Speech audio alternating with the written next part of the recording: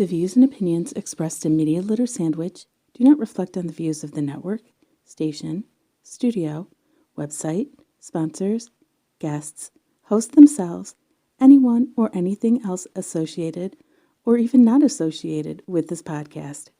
Maybe not even the person that said them.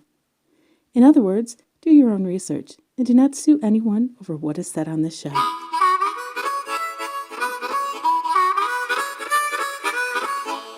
Welcome to Media Litter Sandwich. Of course, I'm Toaden. Always find me on Toaden.com. And most of the podcast is on MediaLitterSandwich.com, YouTube, at least for the time being. I'm posting the videos other places right now. And of course, you can find the audio version on whatever you're listening to right now. And if you share this with someone else, they can find it on many podcast apps. With me is Mandy from the band No Sin in Eden. Do you just say NSIE or you just say No Sin in Eden? We do both, but the more time's gone on, it's become NSIE. It just makes me like think of other acronyms. I know that 4-letter acronym is like the main thing everyone wants to hit. Yeah. We will be talking about the Disney movie Soul from a creator not from a creator point of view that goes, oh, this looks so beautiful, because it looks, it's Pixar. Of course it looks beautiful, but right. This hit a little close to home for me, and I want to find someone else from the musician standpoint, because I am not a musician. I don't pretend to be. I just like I don't pretend to be an actor. I can't even play an actor on TV. I'm that bad. But let's talk about, man, let's talk about you for a quick second. Tell us about the band, what you're currently doing, elevator pitch. Sure. So the band is No Sin in Eden, like you said, and we are like an indie pop rock. I don't know. We're all over the place, folk. And currently, obviously, COVID shut everything down in March. So live playing is not really a thing right now. I mean, I know a lot of people do the online thing. We did a little bit in the beginning, but now we're just doing some recording. Just my guitar player and I, because we live in the same house, so we can. And just kind of like trying to get an album together, or an EP at the very least, while all this is still shut down. And you mentioned you're trying to get an album together right now. How long has this band, I don't know about any previous things, but this current band been around? Yeah. Oh, the current band has been around, probably a year, honestly, because we lost a member about a year ago. Okay. So it hasn't been around for that long. No. Okay. Yeah, the three of us, the three, amigos, I guess, at this point. But you've been playing for a while, though, right? How long? What's the how long have you been in bands and been a musician?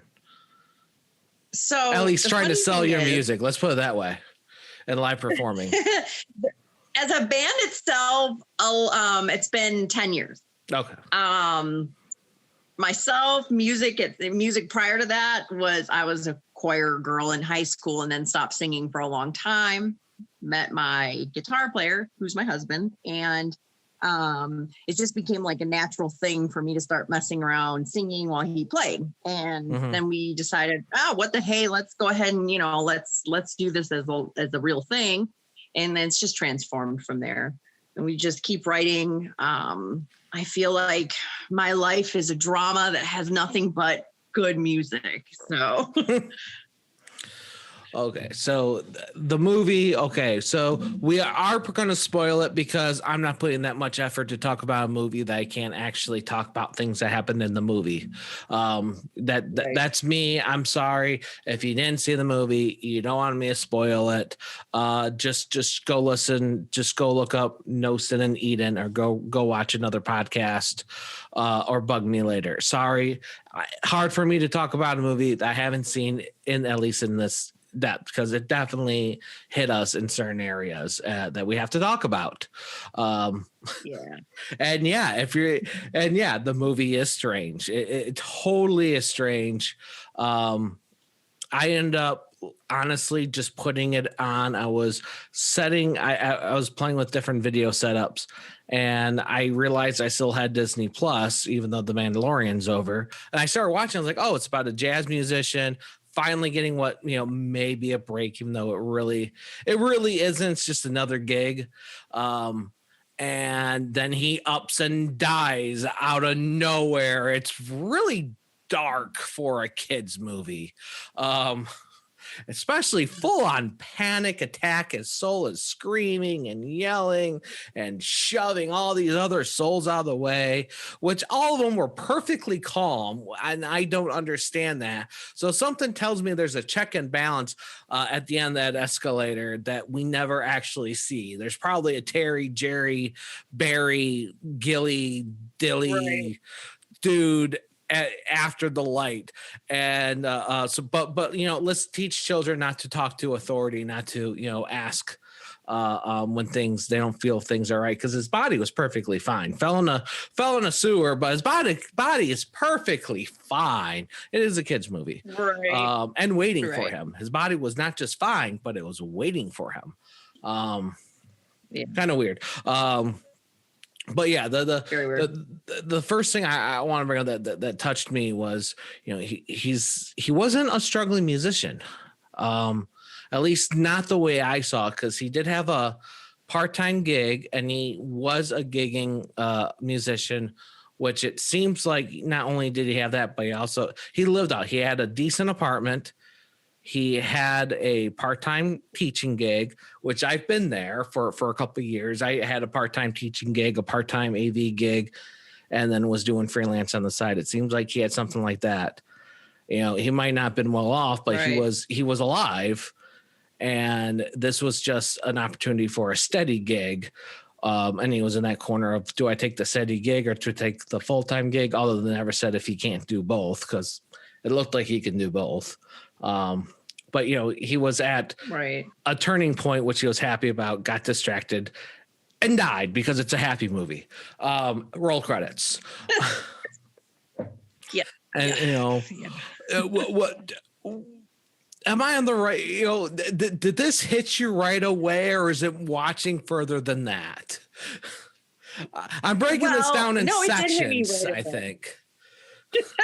That's the first so let me section. tell you my take on it. Yes, please. So as a musician, a lot of us have day jobs, like we don't all get to just play music full time. I mean, some of us have other responsibilities, right? Now, in this case, he didn't really seem like he had another responsibility. It was more seemed like fear, or like he just hadn't hit that break that he was hoping for. So he was doing something else in the meantime, but for the rest of us, that we have to work a day job, and then we get to hope to play music in our spare time. That's kind of like what we hope for. And he had a day job in the field, and that's one of the things that got me, because if you watch the show, I like doing things like this. I like doing radio stuff and all this stuff. My day job is an AV guy, which is not necessarily in the field, but more I dive into AV, it's more of a tech thing and less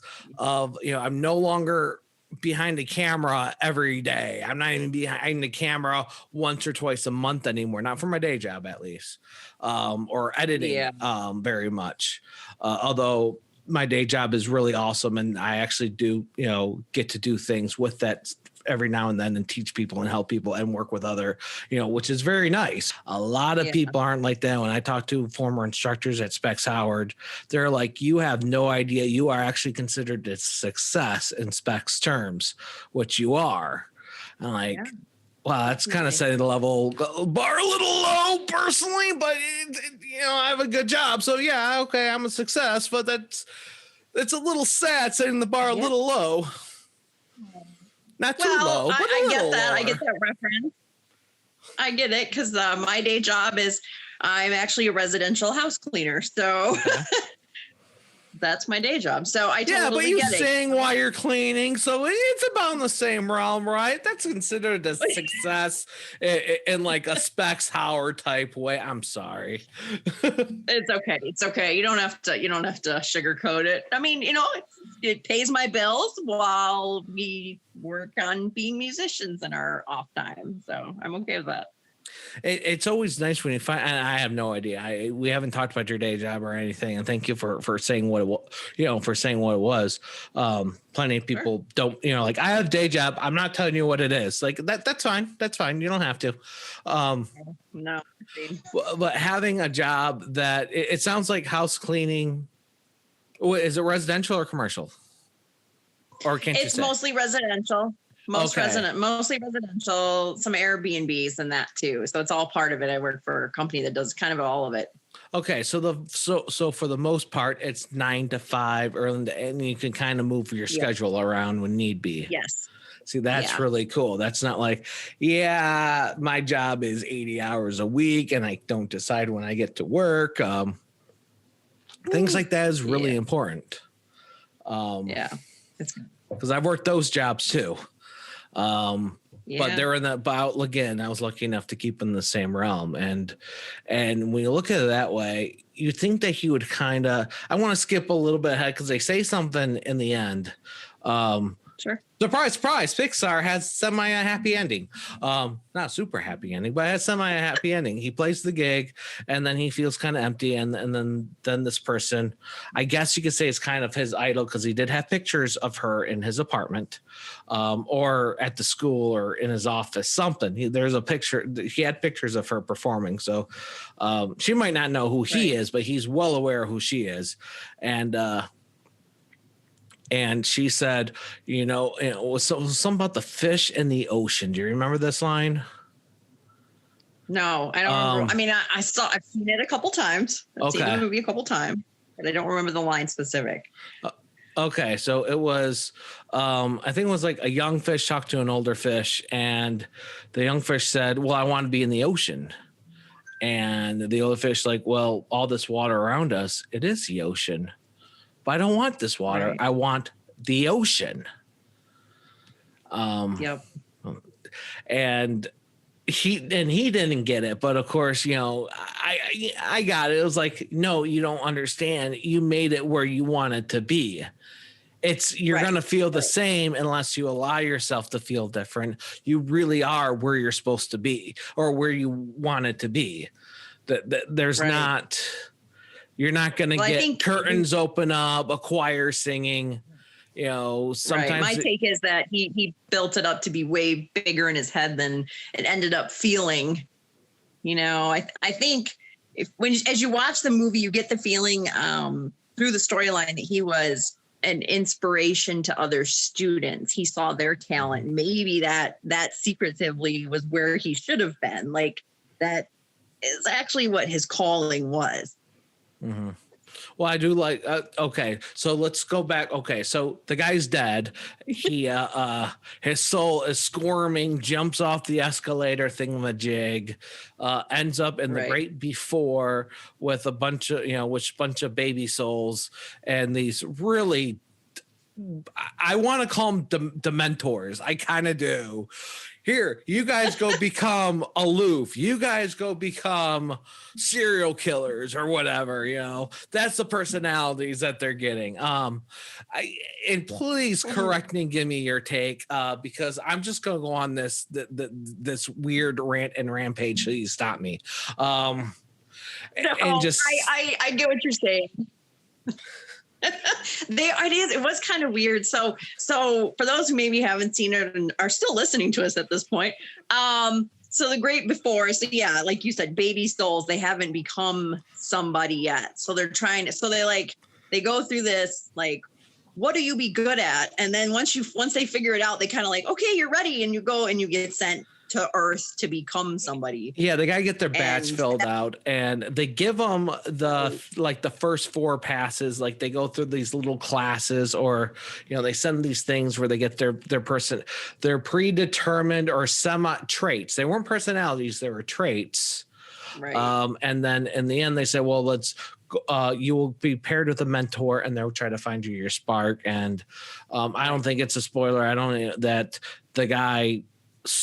He wanted to steal someone's badge, so in order to get back to Earth, so he sneaks in there, steals someone else's identity. No idea ever what happened to that soul, if they were pushed back to the escalator, or they just were denied to be able to go. It doesn't matter. It's a kids movie. We see enough in stupid adult movies where they steal a badge off of a table. So why not all knowing beings not be able to catch this guy? Whatever. It's a kids movie. We can leave that one alone. So which of course I didn't already leave it alone. So he grabs the thing.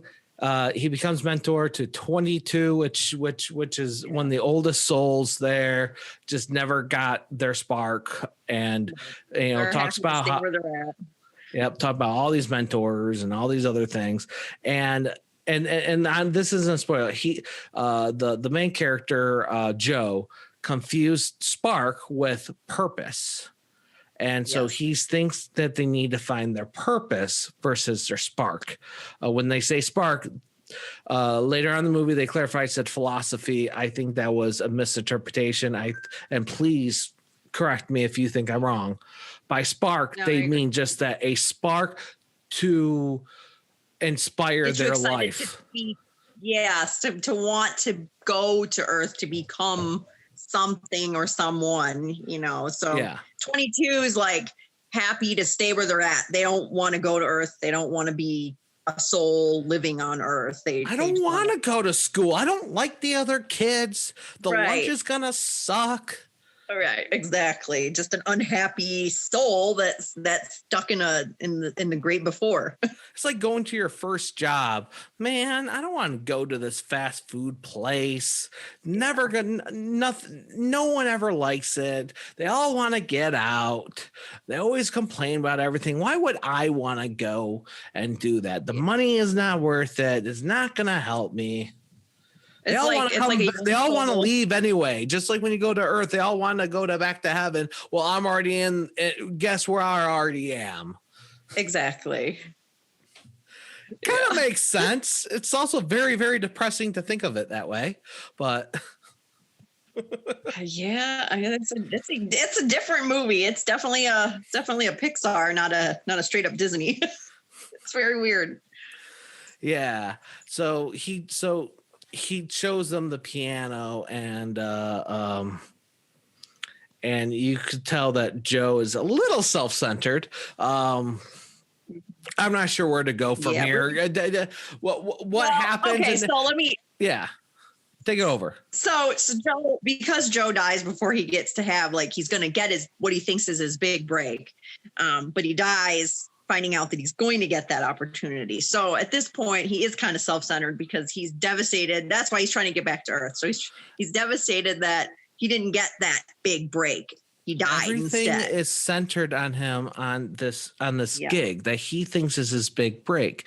This is a guy that described as middle age, who's been gigging for over 20 some odd years.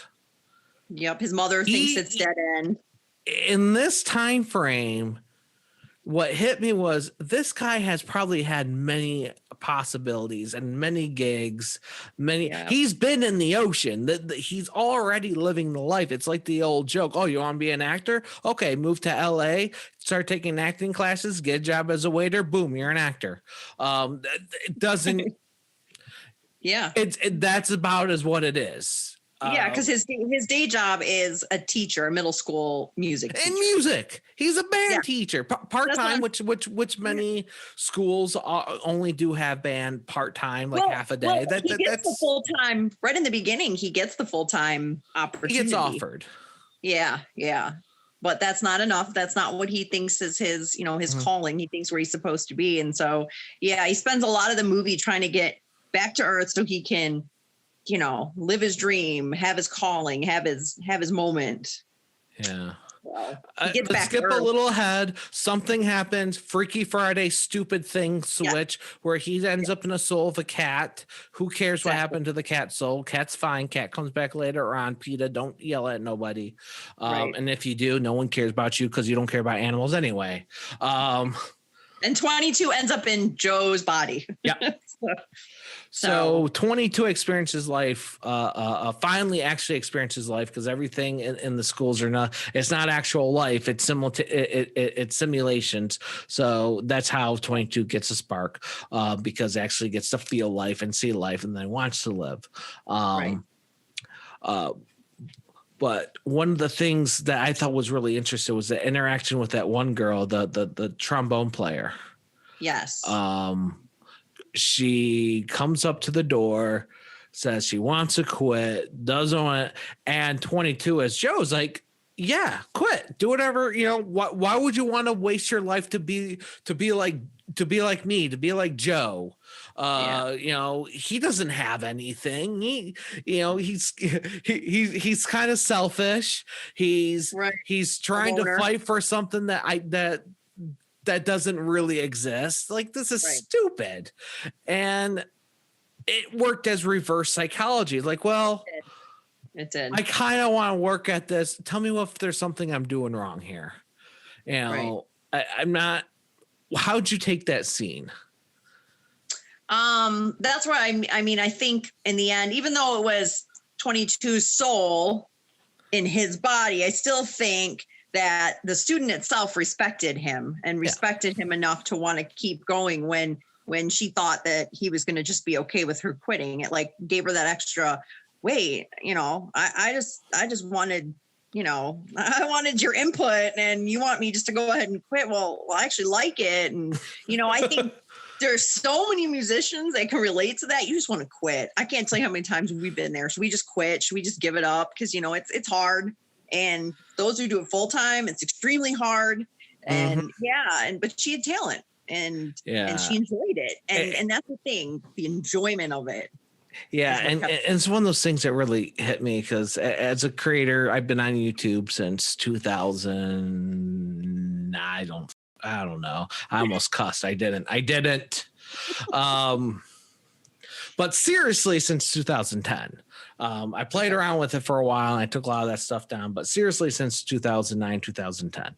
And in that time, there was a small amount of time where I was able to pay my bills off of YouTube, pay my rent. That's all I was able to pay, but I was able to pay my rent along with my part-time jobs and other thing. I was doing okay.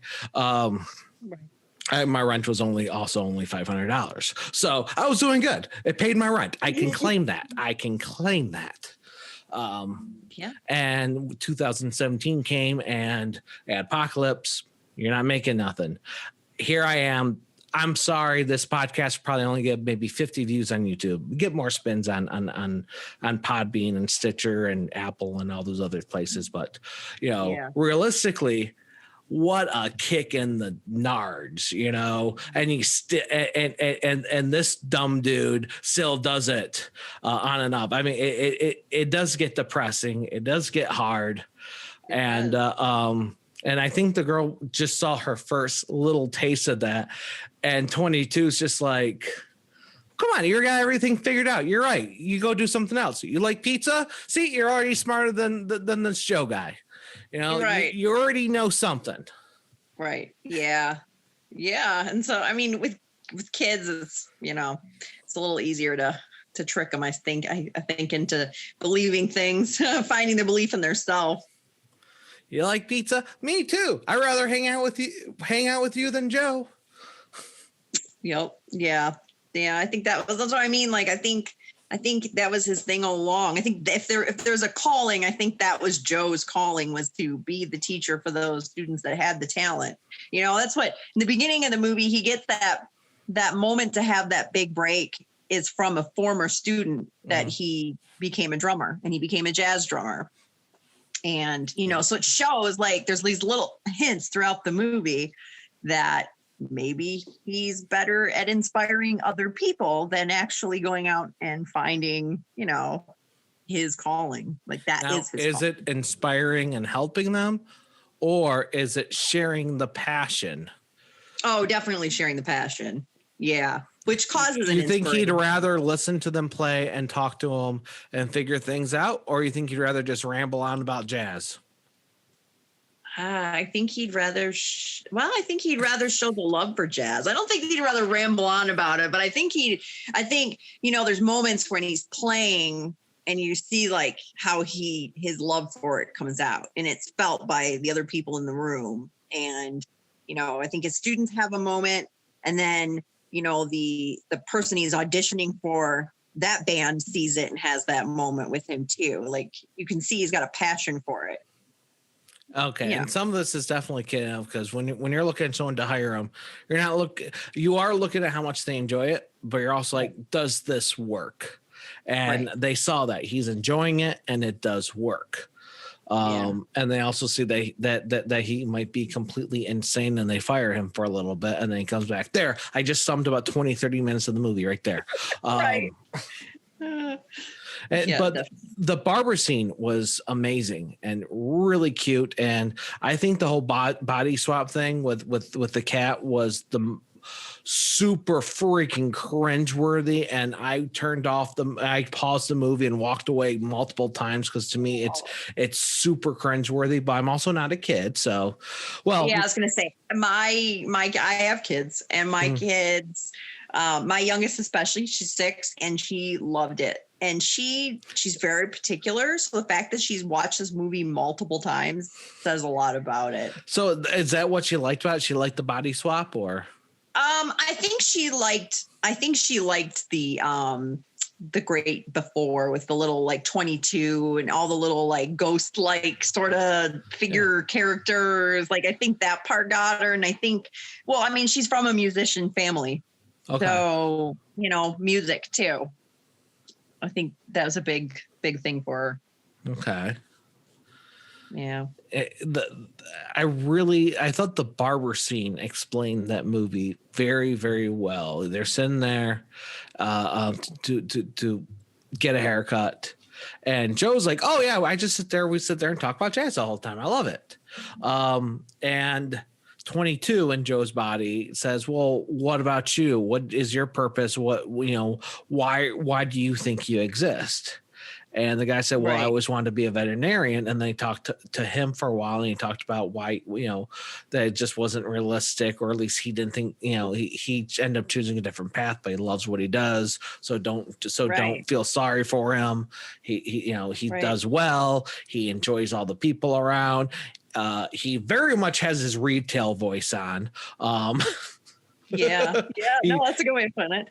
Yeah, he very much is being a service person, and there's a little fakeness in those kids movies. So we're gonna believe that he really is a super nice guy, which he probably is. Hey, it's a barber shop. If you can't trust your barber, who can you trust? Yeah, no doubt. I had a barber yell that at me one time when I'm like, I ain't talking about that, and she just absolutely yelled at me. If you can't trust your barber, then who are you gonna trust? Then come on. I'm here for you. Yeah, they are cutting your hair, so So you can say we're kind of close. Well, that's just it. Like I can really relate to the scene. So what it screams to me is just because you always thought you'd do one thing doesn't mean that that's really what maybe you were destined to do. Not so much where your calling was, but just what you were destined to do. What you were actually, I don't want to say good at, because I don't think my destiny is to be residential cleaner my whole life, but it pays my bills. Like I get the logistics of it, but I used to want to be a paleontologist. I wanted to dig dinosaur bones my whole childhood. And I grew up and I was like, no, and I never did. I didn't. Other things happen. Life comes in, life changes things. And I got a friend that decided that's always what she wanted to do. And she went back to college and now she's older than me, and she's now a paleontologist and does it for a living. Awesome. So it can happen. Awesome. Absolutely. Yeah, exactly. It can. That's what. But I think it's a good metaphor for the world right now. But everything that's happened in the last, less than a year has definitely made it so that people needed to re-examine, rethink things a little bit, maybe step back, or put into focus what they realized they wanted to do because they had a lot of time to think. And some things don't go away. I always wanted to be a radio DJ. And then when I was graduating high school, I knew that that's a terrible freaking life. You're never gonna make any money. You're lucky to become, to be the next Howard Stern or Bobby at the Bones. time for me it was Howard Stern. Right, but that's true. you were extremely lucky, and we're talking the year 2000 today. If you said you want to be a radio DJ, you're absolutely out of your mind, because keep in mind, when I was in high school, modern internet was still sort of new, and there were no podcasts. The term, I don't know if it existed yet. If it did, it was still very, very in its infancy. I had 2,000 followers on a blogging site, and that was considered a big deal. So, I mean, there you go. So 22 gets her, I can't say her because 22 is voiced by Tina Fey. It's not even born yet. So anyway, so the soul gets its spark, gives the badge, goes back to the great beginning. One of the little stringy Death Eater, whatever thing, dude, brought them back. Wanted to keep Joe. Joe grabbed the badge. 22 gave him the Earth Pass. Went there, did his concert, decided he's good, and that's probably the darkest part of the movie. He ends up back in the conveyor belt, the stringy dude or whatever. Something happened. 22 got its thing. Oh no, that's right. He went. There was that whole in between life, death in the zone, whatever McGillicuddy thing. Yeah. There's a whole. Well, he helps find 22. See, 22 for a while, like goes off and hides when he gets back when it ends up being, gets back to the great beginning. So Joe ends up going meditative state, finds him in the meditative state. Right. This movie is really complicated, and we're doing a very poor job to describe it. There's just so much going on. Yeah, you know what? I just want to rag on it. I rag on things I like, so that's okay. It's a great movie. Like I actually was surprised. So I have to be honest, I'm not a super jazz fan. Mm-hmm. So, but my kids were like, let's watch this. We want to watch this with you. Okay, cool. Because it was free on Disney Plus. So I watched it. You already pay for it, so.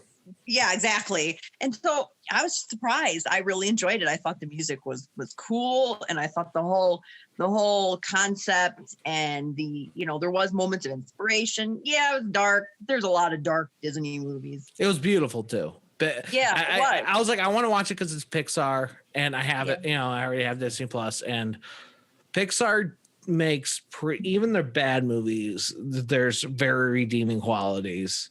Exactly.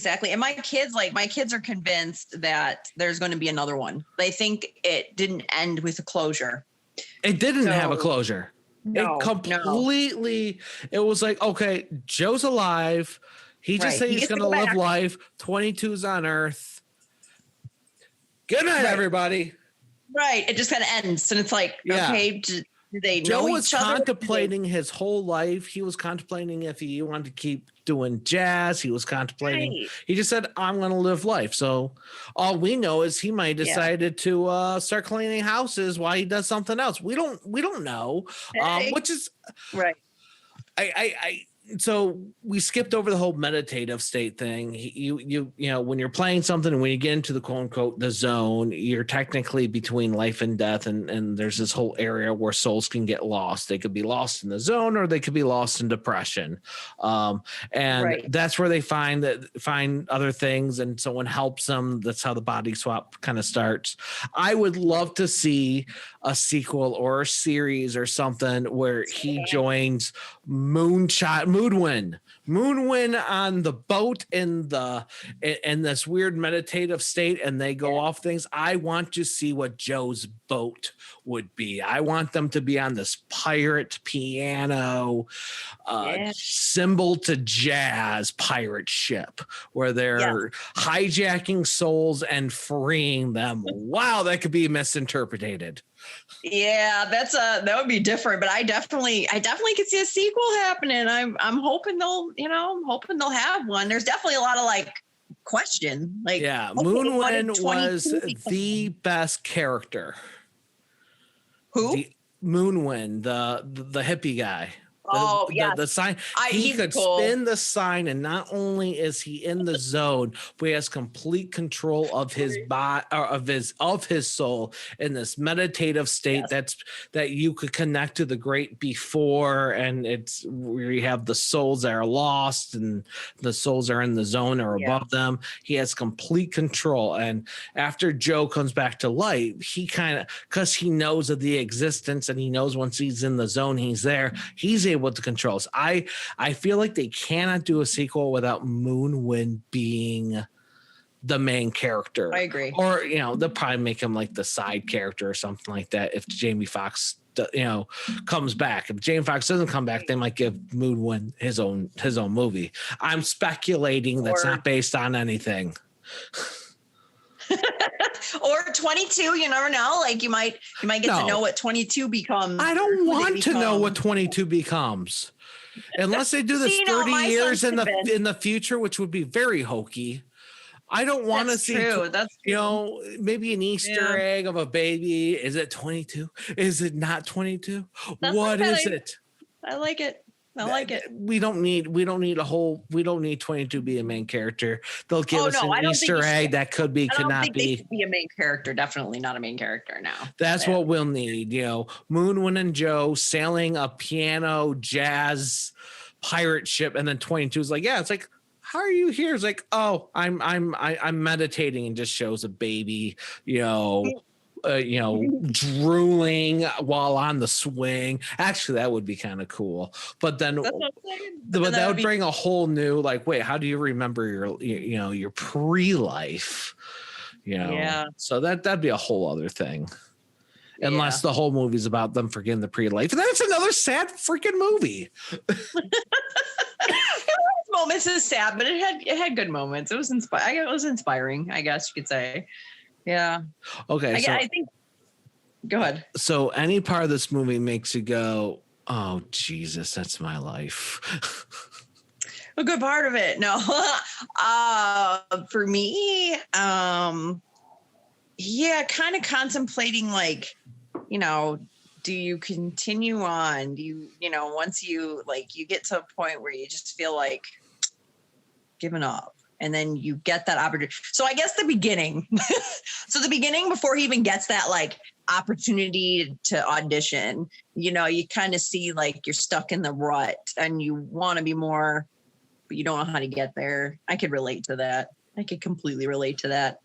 I think the craziest part of that was he doesn't know how to get there, but he sees how he gets there is something that he's probably done a million times. It's just a different person. And I still find it very highly unlikely that he's never met her before. Yeah. So because he's played at that, he said he's been gigging for over 20 years. He has pictures of her. So he either bought them, or she's performed with his father, which was another musician. There's a whole other story there. Yeah. They didn't go too much into it, but they didn't need to.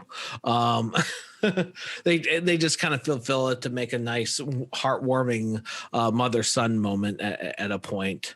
Right. We don't need to talk a little about bit of that parental disapproving, like, oh, grow up kind of thing. Like, do something with your life. You hear that a lot. Yeah, well, I think the makeup, their second scene together was very important for 22's growth.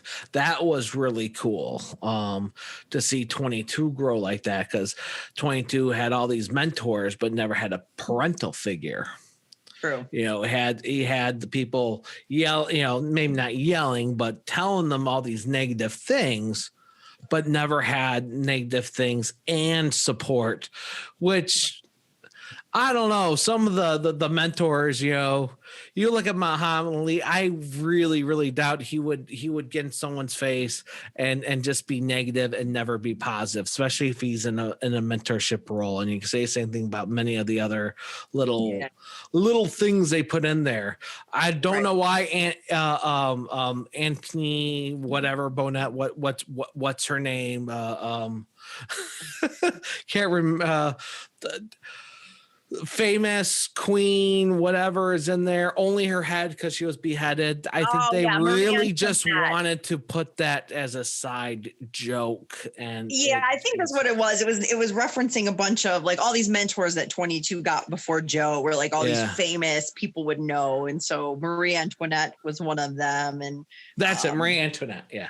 Yeah, I want to say it was Einstein was one of them. I feel like they just threw them in there because they wanted these little gigs. They didn't actually want to portray their character because they could totally made a better sketch with Einstein, because Einstein can be like, yeah, there's all this math stuff, but or you could go to the beach. Right. I mean, Einstein was like, was told that he was stupid early on. Like his parents were told that he was an idiot, and he wasn't. Keep on, there's a lot of myths about him. Like he never, people say that he failed math. He never failed math. Oh no. But I remember. I think it was. I don't remember what I'd heard. Just that like he wasn't successful in school or something. Teacher said, and I don't know. Yeah. But he was though. He actually was. That was a myth. Okay, well, that's good to know. That was made up. What I don't think was made up was him with the spy.